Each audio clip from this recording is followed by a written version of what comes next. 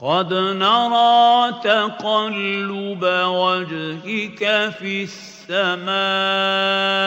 فلنولينك قبلة ترضاها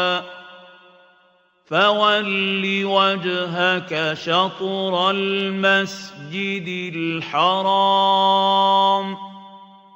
وحيث ما كنتم فولوا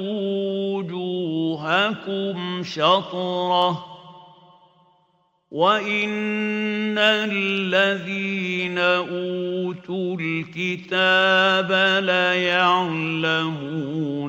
أنه الحق من ربهم وما الله بغافل عما يعملون اے پیغمبر صلی اللہ علیہ وآلہ وسلم، ہم تمہارا آسمان کی طرف منہ اٹھانا دیکھ رہے ہیں، سو ہم تم کو اسی قبلے کی طرف جس کو تم پسند کرتے ہو منہ کرنے کا حکم دیں گے، تو اپنا منہ مسجد حرام یعنی خانہ کعبہ کی طرف پھیر لو،